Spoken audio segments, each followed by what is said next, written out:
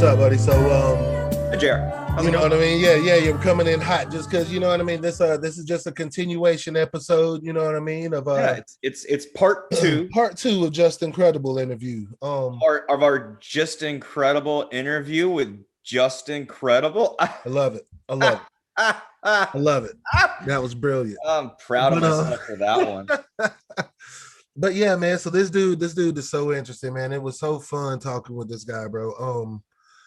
I just love I love his honesty about everything so far, man. And absolutely, just openness about everything. Like he's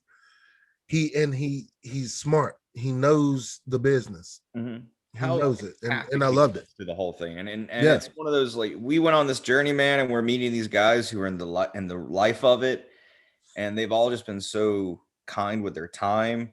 Mm-hmm. and gracious with their stories, and for me, I think this is like a benchmark episode for F and Wrestling was with Justin Credible. We've had a lot of great interviews, but I feel like Justin Credible is, like, for our date, the biggest one we certainly have, and it was awesome just to be able to sit down with such a legend like that and pick his brain on the industry and pay these guys the proper respect I don't think's been paid to him for a long time, and is now finally getting shown to them. So that was really cool, man. And it was neat. Yeah, definitely. So this part, we get into, you know what I mean, a couple of his matches, mm-hmm. you know what I mean, a couple of his matches and everything. And we asked him, we get his answers about his Mount Rushmore of ECW and everything. Yeah. Find out the old. I think here, like, my whole goal, one of my side quests with F and Wrestling here is to come up with Jerry, I know you're a fan of it, and we've talked about it, but I want to create the James Lipton Inside the Actor Studio questionnaires that he had for actors, but for wrestlers. Right. Hell yeah. And so that's my slow journey, and one of those is what gets the F out of your wrestling. Right. And the other is what your Mount Rushmore is, and we find out what his Mount Rushmore of ECW is. Definitely. So good questions. Right. So enjoy, folks, and we'll catch y'all next time here on F and Wrestling. Enjoy the part two of Justin Credible. So let me jump into a couple of matches here with you. So one of my favorites is Sabu, you versus Sabu, Anarchy Rules. Yeah. Just this spot, man. So the table spot, I guess it was the first one, not the one outside of the ring. Well, wait. It was the one outside of the ring. Was that? Yeah. So did he did it twice because that table was supposed to break, right? Yeah. He Sabu is a strange. I love him. He's one of my best friends in ECW. He's a shit. He's a nut. But yeah. He is a nut, but that's the thing. In He's a good nut. way. What you see is what you get. Yeah. And he mentioned something to me, but when you're talking matches, you visualize it, and I'm like, yeah, I see it. Whatever, I'm laying there. He's the one putting his body through it. Right. So I figured I'll protect myself. He's the one that if something goes wrong, he'll crash and burn. Yeah. So as he's placing me on the table, live pay-per-view, mind you, I'm like, if the table breaks, my lower, like, my body isn't meant to break that way. Right. Like, there was no way that was coming out good for me. So, and if you go back, I can't explain it, but if you go back and watch the tape, he basically, to break the table, he would have had to break my back because he put me face down, belly on the table. Right. And my back would have had to have bent that way, which doesn't work. No. And literally, like, after that happened, I started to, like, I couldn't breathe, and I'm holding on to my ribs. I'm like, fuck, Sabu, fuck, I can't breathe. He goes, stay there, I'm doing it again. And I'm like, mother of God. So as he's going up, I knew I had to get color there. Yeah. So I grabbed the blade out of my wrist tape. Yeah. And as he goes up, I'm like, I see him coming this time. I'm like, fuck you. I just moved. I just dipped on him. I just dipped. I'm like, nope. I ain't doing this. You hit me with that Not shit again. You ain't getting me twice, motherfucker. Right? So... I mean, but it ended up being a hell of a match. Yo, that match was fucking insane. I love that match. That match. It was a lot of fun. First time, dude, he would only put me over on pay-per-view if I put him over on every house show. So literally, I had to wrestle him around the country for about 3 months, putting him over every weekend on house shows, so I could finally get the W, get that W on pay-per-view. But like, dude, and I love Sabu, but like, what are you thinking? Nobody cares about house shows. This is pay-per-view. Nobody knows. Yeah, You know, they I mean, won't know about them. Yeah. Yeah, I was just thinking about that. Going, you kind of got the better end of that deal. I mean, I totally won. Yeah, it was the first real legend that I beat. Yeah. So, yeah, I didn't get that from him, but he's awesome. I love him. Still to this day, I still talk to him. Oh, that's awesome, man. That's awesome. So speaking of some of those matches, so what are some of your favorite matches in ECW? Oh God. Or your favorite rivalries or matches? Either one. Sure. Me and Jerry Lynn. Always any one of them. You know, he was just on the next level. I mean, he was just. Dude, I've never understood how Jerry Lynn to me is the most undersung wrestler. Yes. In wrestling. Like, I don't quite get how he's not like Shawn Michaels level of like praised and talk. I mean, his trilogy with Rod Van Dam or some of those matches, I just tell everyone to go, hey, I want to watch something in ECW. What do you got? Well, there's these 3 matches with Rod Van Dam and Jerry Lynn that will just show you what wrestling looks like. Yeah. And you're right, man. You had this match with him at Guiltiest Charge. Or no, the first one was what was the first one? Was it Heat Wave? Heat Wave 98 in Ohio. Yep, in Ohio. Yeah. Yeah. You finished that one with the That's Incredible off the second turnbuckle, and that's I did. Yeah. I know that's a move that's like synonymous with the Undertaker, and that Okada uses it now. But you had the scariest like tombstone pile driver because you ran with it, and there was like a leap forward. I did a spin. And that leap, a little spin. Yeah, spin. You did. Every time I watched it, I was like, that's already a scary, mean looking move. But when you hit it, there's just a little bit more of like, ow. And the funny thing was, I'll let you in on one. The first match that Jerry and I had worked in ECW was against each other. It was, I think, either October 12th or something like that. So it was second week of October. Mm-hmm. It was a Saturday. We were debuting. Each one of us was I was debuting as Justin Credible. Mm-hmm. He was debuting as Jerry Lynn. Wow. And that match, the finish was me winning against Jerry. But the finish I was doing a spin DDT. That was going to be my finish. And that's how I won the match that evening. But the spot beforehand was the famous Jerry picks me up for a tombstone. We do a couple of reversals, how you've seen Taker do it. Yeah. We had done it, I'm not saying, it's been done a lot by Japanese wrestlers back in the day, but that was Jerry's spot. And I ended up on top with the tombstone. And Paul pulled us aside, loved the match. And he goes, PJ, screw that spinning DDT. That tombstone is your finish now. So Paulie gave me that finish because he liked it much better than my original finish. Because he said it just looked different. Man. Yeah. And it was a mistake. Because I figured I have them up. If I do a little corkscrew, because back in those days, it was all about adding little twists, right? Like you could just do a little spin motion and your shit looks different. Right. Mm-hmm. Because it was still it's still 97. Like, it's still like, we're not there. We're not fully None woke of the moves are oversaturated. And right. We're not there yet. So like, if you add a little twist and a little, 180, a little swag. It looked cool. Right. Yeah. And when I did it, it just happened to be that way. And Jerry loved it because he had the long hair. And he always told me, he goes, PJ, even on that second rope one, he goes, my long hair covers it. He goes, I don't hit the ring by this much at least. So I've never hit anybody with it. That's ever. I hadn't even thought. It just looks with the looks hair covers it up. So yeah. I'm playing with at least an inch. As long as we hold on to each other tight around the waist, which sounds very sexy and comfortable. But as long as we hold comfortable with things real quick, right? As long as we hold on to each other and prevent somebody slipping off and breaking their neck, it was a very safe move. And like I said, I've never hurt anybody with it, so I'm glad it looked good and Again, it was an accident. The best things in wrestling are usually accidents. Like you can't plan for the good shit. Before. Yeah. Well, it's like, what was it? Jake Roberts created the DDT. The DDT, right. He was going for like a suplex and just slipped and dropped it down his head. And he's knocked out. His back. Yep. That's a good move. Yeah. That's usually how it works, Right? Yeah. So you mentioned Jerry Lynn. You have any more?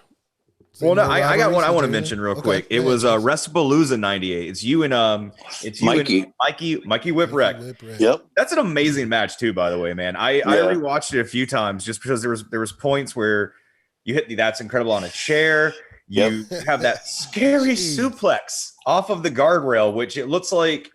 Oh yeah, your footing, and it's just like, fuck it. We're not. This is going to hurt no matter what. So what does it matter if he has his footing? It didn't. That was all Mikey. Oh man, dude, I can't. But listen, that's the beauty of what ECW was. We knew, like, okay, I could do this really well. Like I had like 5 or 6 things in my wheelhouse that I knew I could do well. Mikey had his. Jerry had maybe 10 or 12. Like, but I'm just saying, like, because he was so great. But we all had some things we could do well, and like that tombstone off the thing. I knew we could hit that all the time and make it look dope.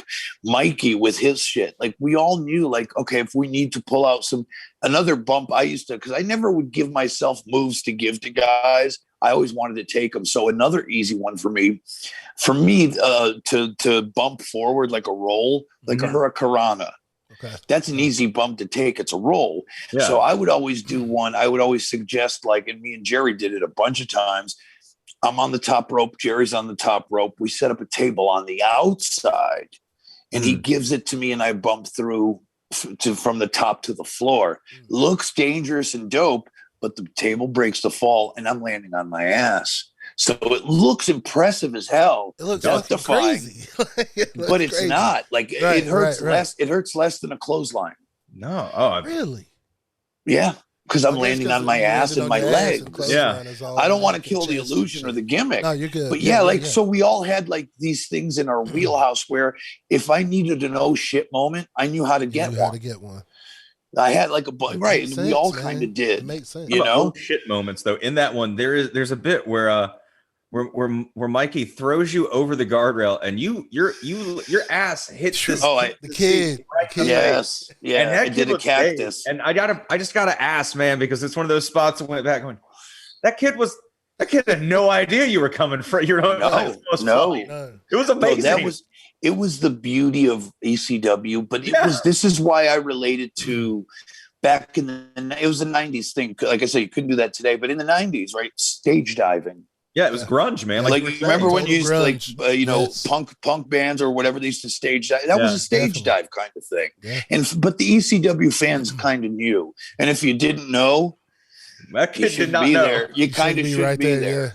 Yeah. It was one of those ate that spots, shit too. Yeah, they did. He did, and they'd catch you anyways. I'd be but then I was so cool to them because, like, if I felt like I'd hit him hard, I'd go up to him when the camera didn't see it. I'm like, "You all right, buddy? All right, thanks, man. Just all right, I got you, man. Believe me, so I'd make them forever. feel good. Like, I made them feel like they were part of the gig, so they wouldn't sue. Exactly.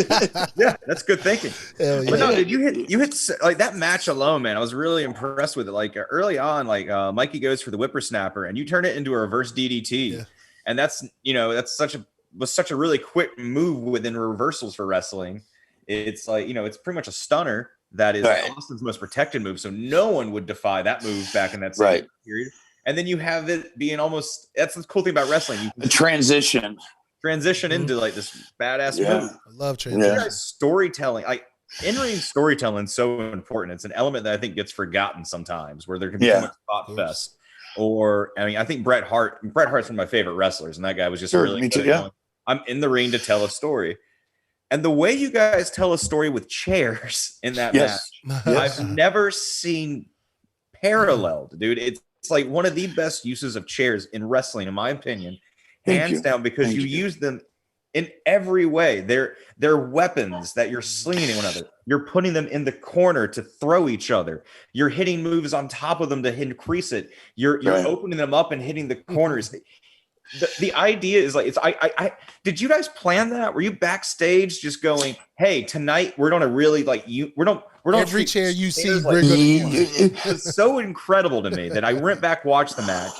I had to watch the match, got impressed by your guys' use of the chairs, went, all right, let me see how intentional it looked. And then I watched it 3 times just because I was we did have I admit we did plan most of it. Good. Most of it, yeah, we did. Because it was part of the, it's like how could we, because we knew like I said, like I knew how to get the pop. Like I always knew, like if the crowd is too quiet, if what I'm doing is not resonating, how can I get them to ooh or ah? And whether it be place it, I would always like do, like if I was wrestling Dreamer, I would do the old Raven drop toe hold into the chair. Yeah. But if I was doing Mikey or Jerry, I would place it all the way flat down, and I was going to give them, like, I'd shoot them off, chairs just laying flat, kick him in the stomach, go to give him like a face first plant. And then he would kick me and DDT me on said chair. Like I was either eating it or he was eating it. Yeah. And as a heel, I would rather take it, whether it's a simple reversal or, it was just, it's just fun stuff, As a heel to take it. Yeah, and that's and I'm surprised I said it, because like even after I said it, I surprised myself because it made sense. But no, I knew like if shit got, like I always had a handful of shit. If stuff got boring, I knew I can get I can get an oh shit moment out of simply getting a guy in a corner, giving him 2 or 3 flare chops, and just say reverse me. And out of that reverse, I go to take a baseball slide like I'm trying to avoid the corner, and I completely nut myself into the post, like the old Kurt Hennig spot, where he nutted himself. Like, so if I needed an ooh, oh shit, the crowd's dying. Okay, reverse me. Like I knew how to put myself in those situations where I didn't even need a big long spot, or I'd take the Ric Flair bump. Take the Ric Flair into the corner, and I'd take a flare over top of it. Yep, I was talking to Jake about that the other day. That's the magic of heel work that no one that's the appreciative aspect of it. Effing wrestling is a heel show. I need to dominate. This is a heel show for sure. Yes.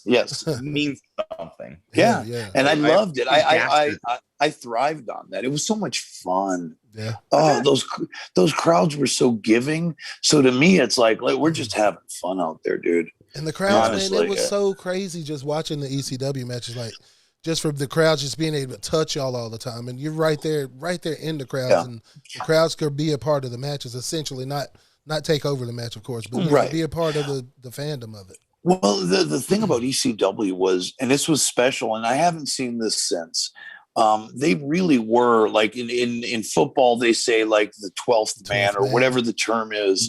They were part of the show. Yeah. Well, no, like the ECW, the Hammerstein, the ECW arena. They were legitimately, they were part of the show.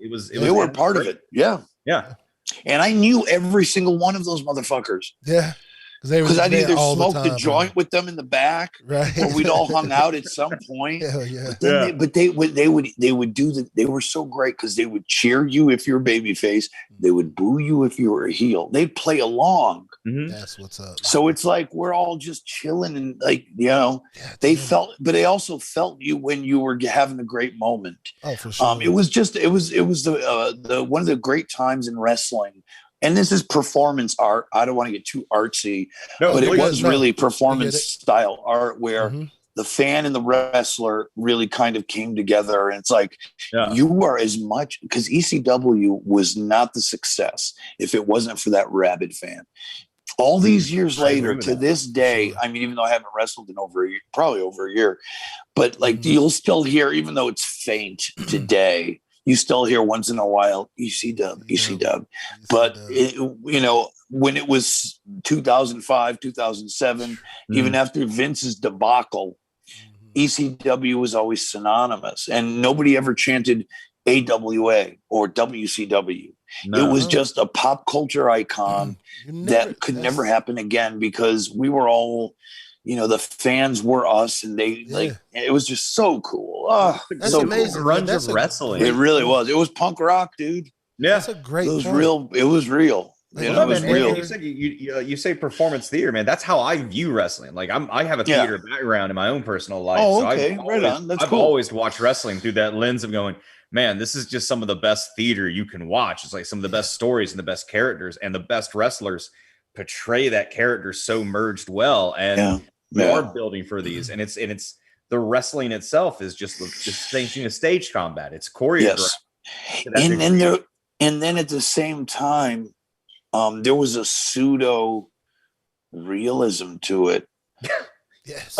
In a way, because of the people, because of the characters, because of the characters, and also because of RVD starting to come up a little bit, and he's trying to steal my spot as the top, not as a top wrestler, but the top performer.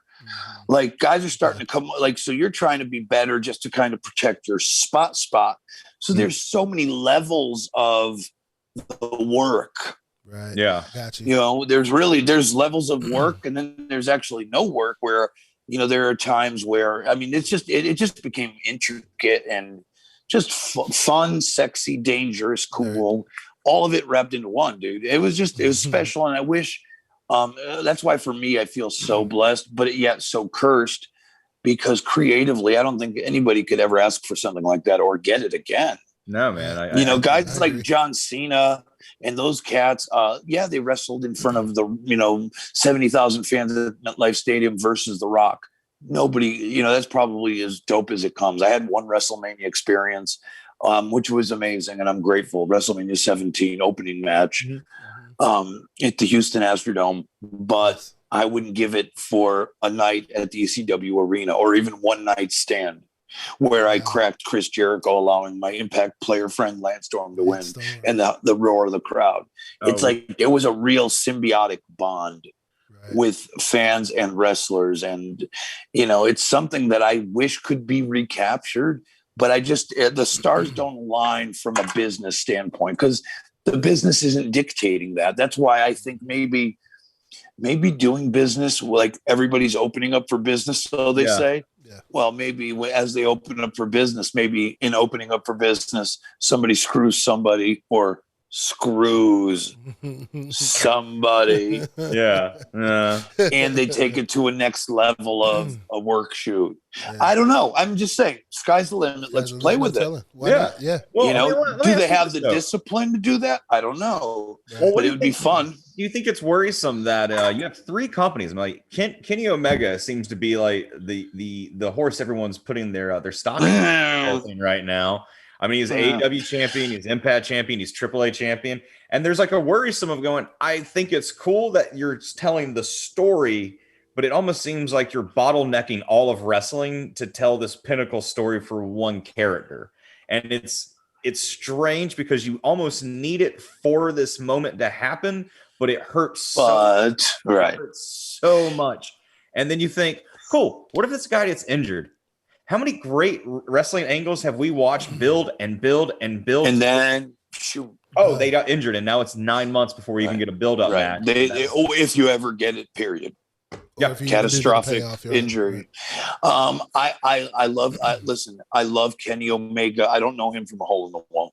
Right. I literally was in Orlando, Florida. I was leaving. I had a show on a Saturday night, leaving Sunday morning, and I think he was leaving Sunday morning pre-pandemic, and we were both maybe 5 feet from one another, looking at each other.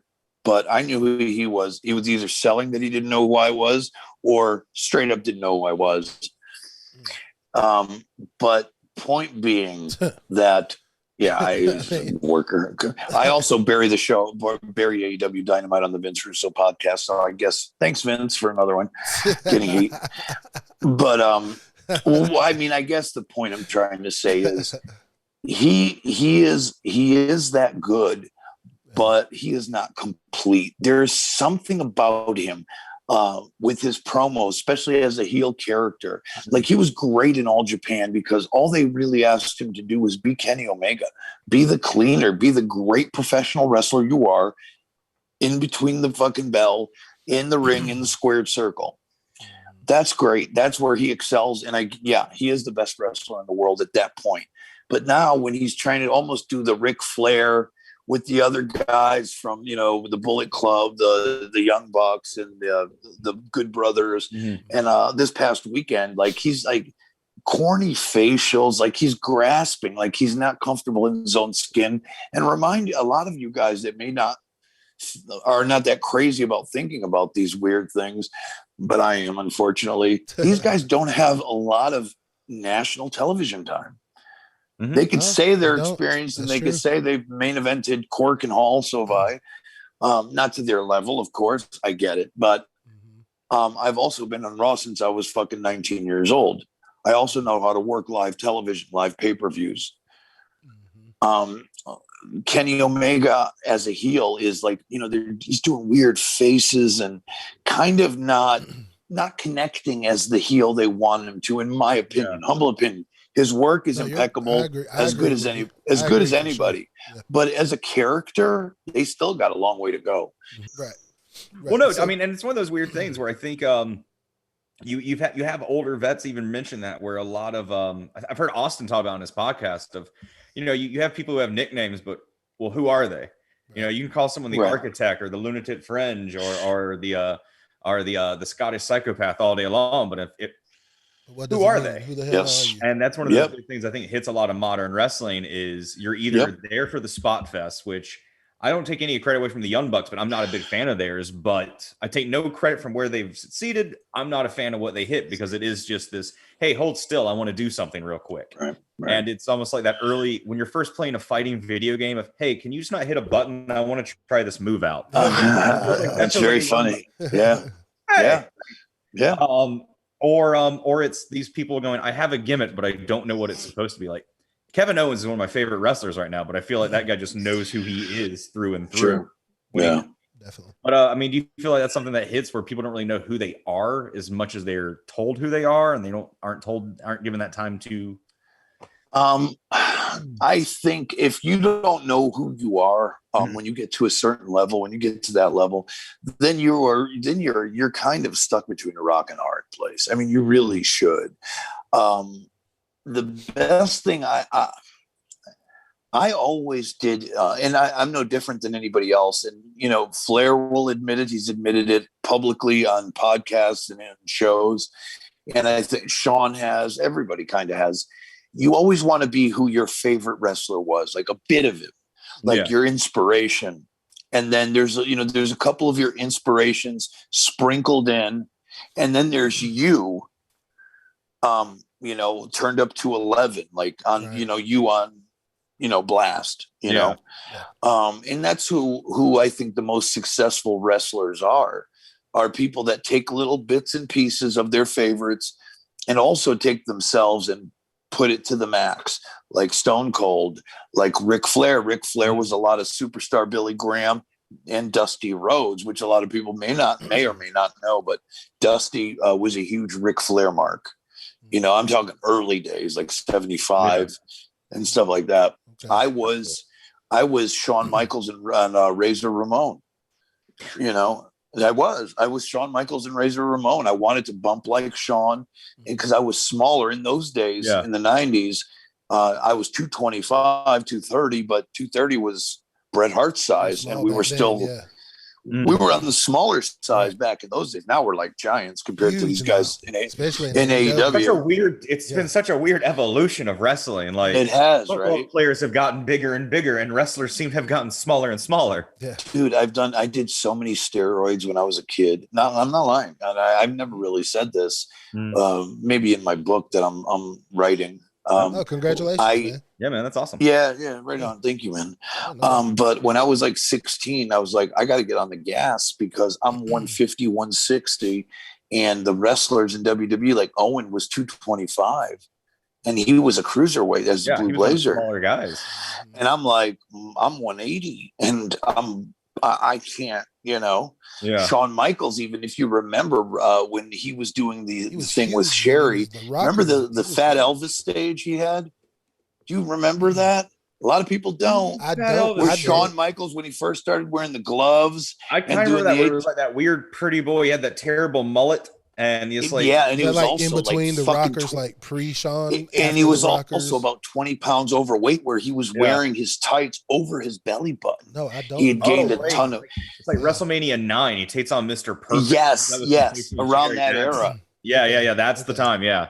It happens like because we're trying to like, okay, we have to be big, but we also have to be like able to work. Like, yeah, so that shit's real, dude.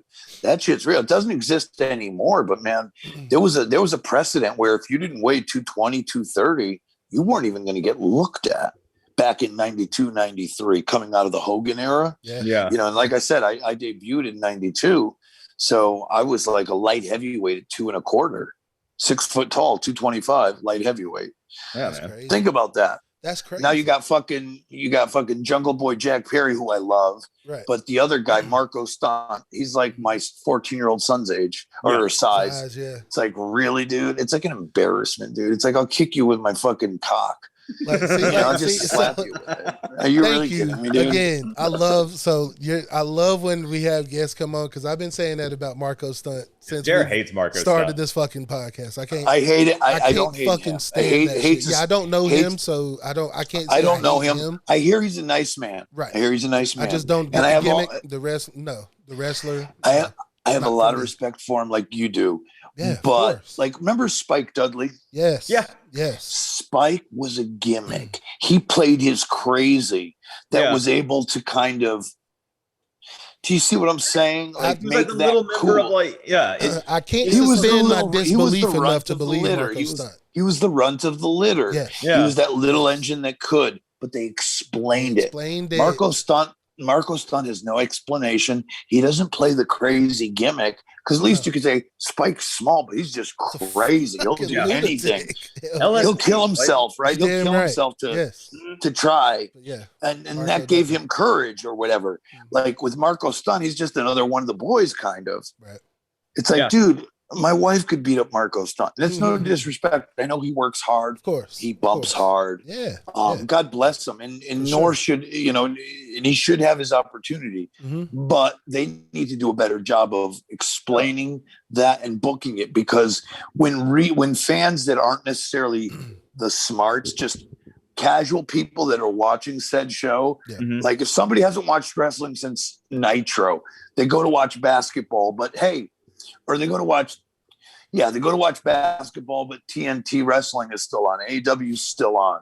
Mm-hmm. And they're like waiting for Shaquille O'Neal and the boys to come up, and they're getting the, AEW. And then they see this, they'll be like, what the fuck happened to pro wrestling? That's what makes they started make fun of us. You know what I'm saying? No, that makes plenty of sense. Just doesn't, they got to be careful, and they could pull it off. If you have talent, you could overcome anything. You could overcome size. If you have heart and talent, you could do it. They just not had a very good showing of combining both talent and heart together. He's just like, to me, he's an annoying little kid who's getting favoritism because he's boys with somebody. And that's been the big problem for me in AEW, is it's like, it's who you know, it's who you blow. And it's kind of, it's like, whatever, dude. It's like everybody, it's indie-rific. AEW is like indie wrestling on steroids, where ECW, even though it was indie-rific in many ways, you still had killers from major organizations like Dr. D, like Dr. Death, Steve Williams, Terry Bam Bam Gordy, Bam Bam Bigelow, Dean Malenko, Chris Benoit, Chris Jericho. Perry Saturn, like you still had world-class athletes. This just looks like a JCW event. I don't know. Maybe I'm drinking some haterade, but no, don't worry about it. Man. Good, well, man. That's why we're happy to have you here, man. Definitely. So you mentioned the booking and everything in AEW. So like, who are some of your favorite bookers to work with? My favorite to work with would be Paul. Yeah. I mean, easy Paul Heyman. Yeah. Not because he was, he was extremely good, but Paul was more, he benefited me more by being off hands than anything else. I think his trust of me. Okay. Yeah. He just was like, this is what you're doing. This is your project. Go. So pretty much all of 2000 was like that. That was your championship reign, right? The whole championship run was pretty much, this, he would give me, this is what I want from you. in this particular situation. How you get there and how you end up, this is where I want you to end up, but how you get there, don't worry, just do it. Because like you said, man, when you it's a 50-50. It's really it was like it was a 50-50 bond. He was great, and not just with me, with the only person that would always take more control because he was better, and I had much to this day still do have respect, was Tommy Dreamer. Tommy always trumped me in that situation because I was always fascinated by the levels of intricacy Tommy would take. We did a couple of angles with Terry Funk as well, Tommy and Funk, and I mean, I can go on and on, but we all had kind of our own, our own, wheelhouse. Well, you mentioned earlier, man, how in 2000 you were like number 6 in the wrestling rankings, and those asterisks are what's important in wrestling. Like no matter. Well, I mean, but it really doesn't mean that. I joke about it because in reality, it's a fictitious. It isn't, but it's one of those things for you as a person. I imagine going, "Hey, this is the art I went into, and this is the level I reached." In a degree, the reason I take it seriously isn't even that. It's because at the end of the day, these are marks buying this paper or this publication. I'm dating myself, but this publication, this magazine, and I am being portrayed as a number 6 guy. So what they are doing is legitimizing me. Yeah. As top 10, number 6. So really, it's like you were. Vince McMahon always told me this, and I'm not the only one he's told this to.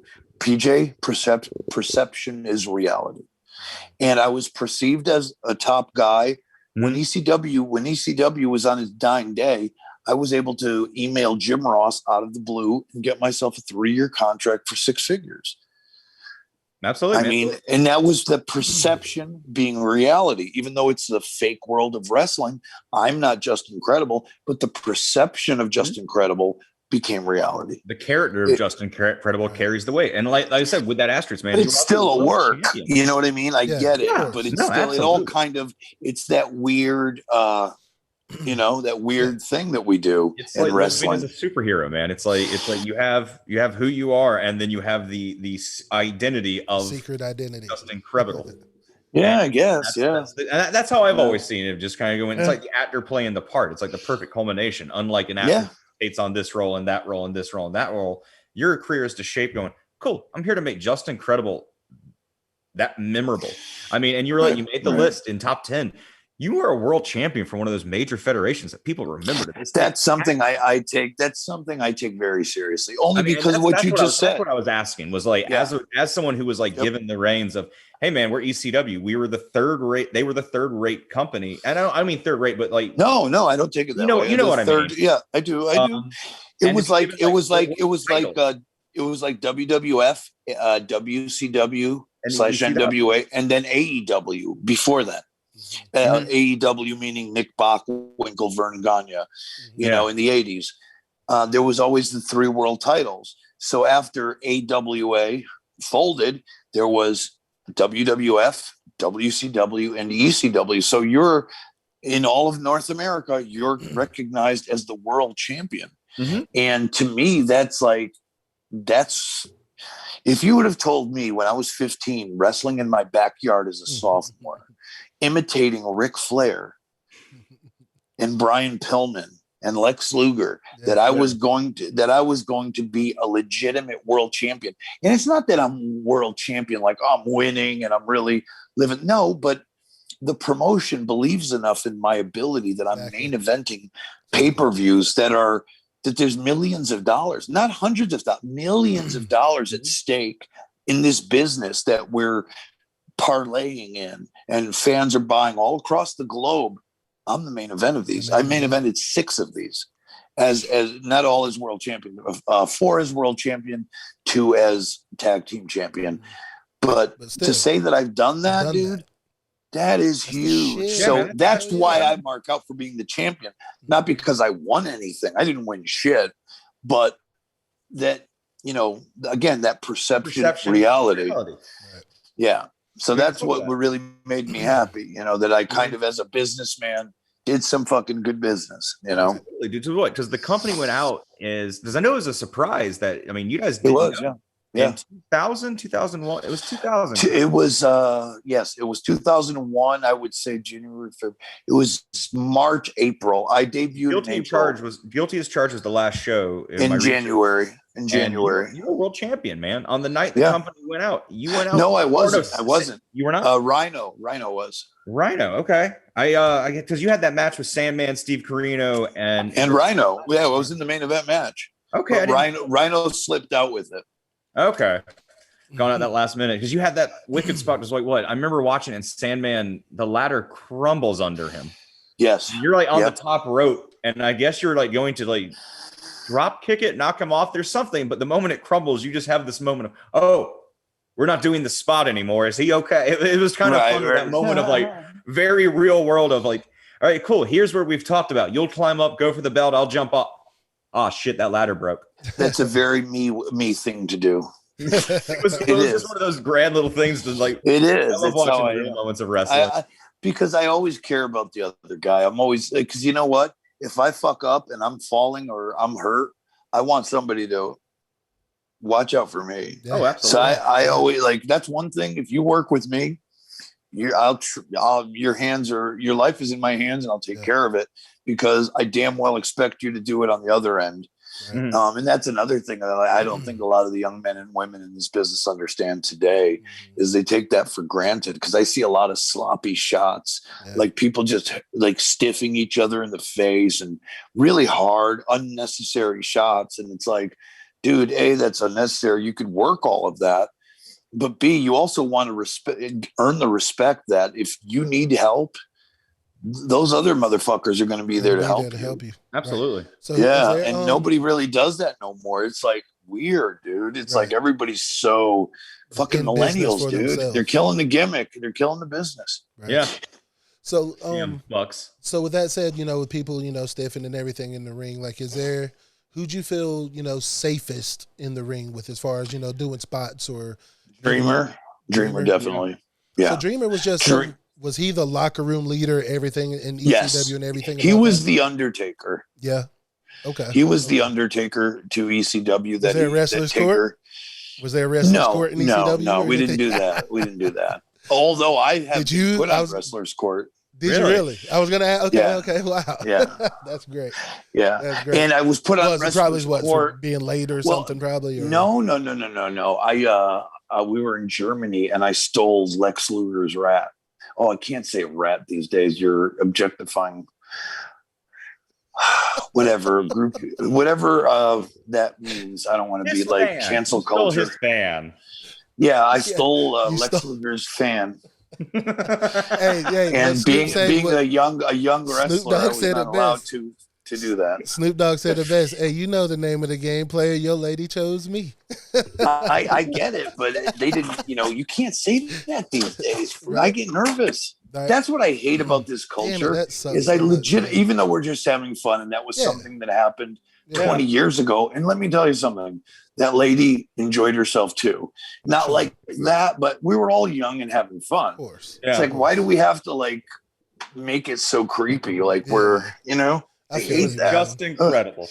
It was probably not very incredible at all. But I enjoyed myself. There you go.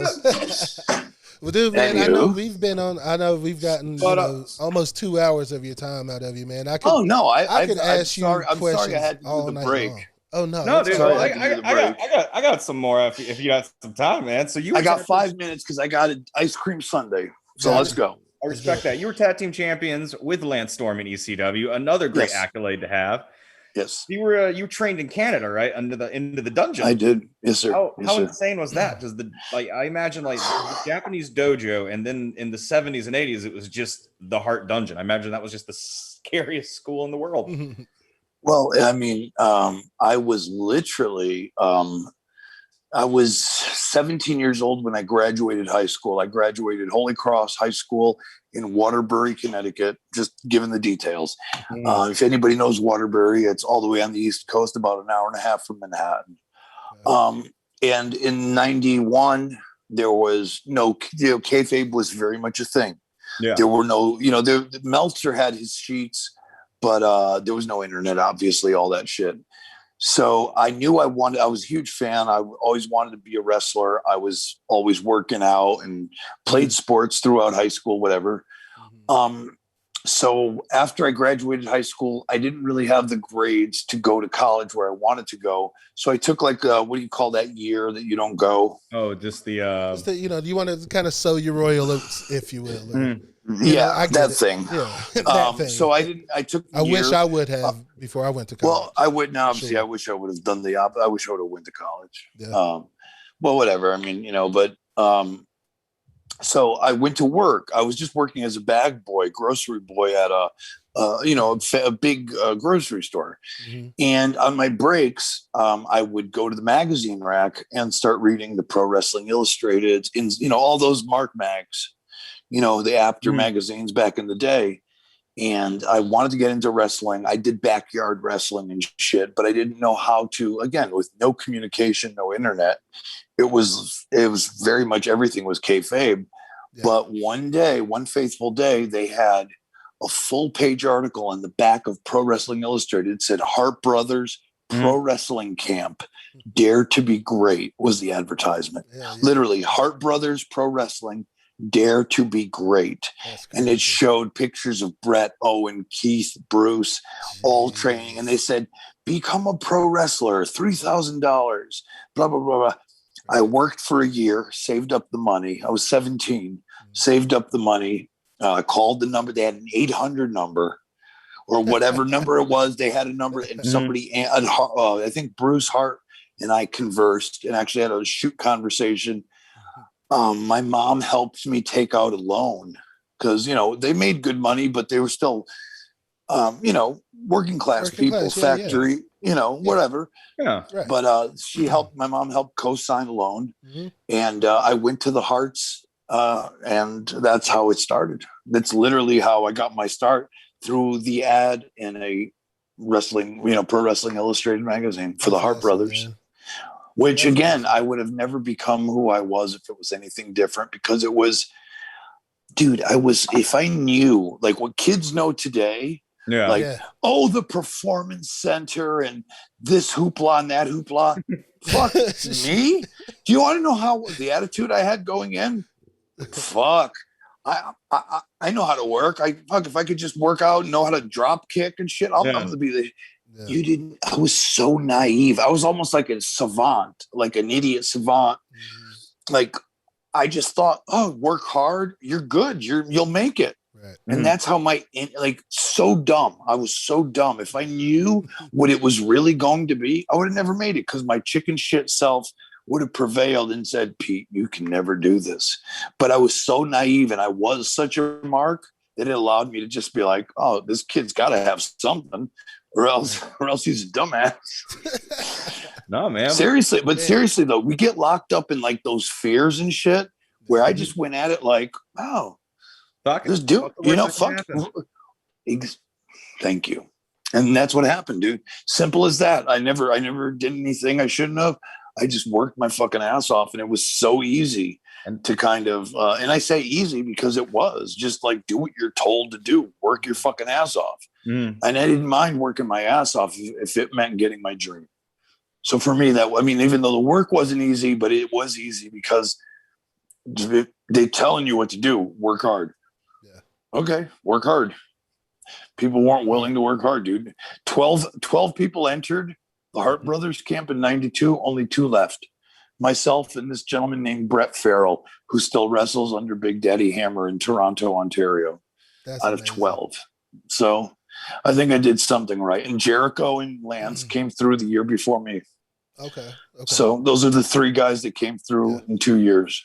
That's awesome, man. It's amazing, man. Dude, I could talk to you for 3 more hours, man. We gotta try to do this again sometimes, man. I'd be honored to. I'd be honored to. Anytime. I apologize. Don't apologize. Do not apologize. Stop apologizing. We got one more quote. We ask everybody who comes on this show something about wrestling, because it defines everybody. And since you're ECW's big bad guy, we don't ask it specifically for ECW, but who's ECW's Mount Rushmore?